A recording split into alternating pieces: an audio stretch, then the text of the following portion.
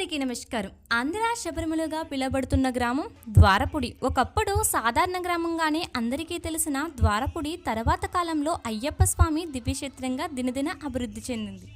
ఈ ఊరిలోని అయ్యప్ప స్వామి గుడిలోని విగ్రహాన్ని 1989లో కంచి కామకోటి పీఠాధిపతి అయిన జయేంద్ర సరస్వతి ప్రతిష్ఠాపన చేశారు. అయితే ఇక్కడ ఉన్న అయ్యప్ప స్వామి ఆలయాన్ని 1983లోనే శంకుస్థాపన జరిగింది. స్థానికంగా ఉండే ఓ తమిళ వ్యక్తి తన కోరిక నెరవేర్చేందుకు గాను అయ్యప్ప స్వామికి ద్వారపుడిలో దేవాలయాన్ని కట్టించేందుకు సిద్ధమయ్యారు. ఇలా ద్వారపుడిలోనే అయ్యప్ప స్వామి ఆలయాన్ని నిర్మాణానికి బీజం పడింది. సువిశాలమైన ప్రాంగణంలో నిర్మించిన ఈ ఆలయం చుట్టూ పరిహరాల దేవాలయాలతో పాటు మరిన్ని దేవాలయాలు కూడా ఉన్నాయి. అంతేకాకుండా ఇక్కడి అయ్యప్ప స్వామి వారి దేవాలయానికి ఉన్న 18 మెట్లను తమిళనాడు నుంచి తెప్పించి ఏకశిలపై నిర్మించడం.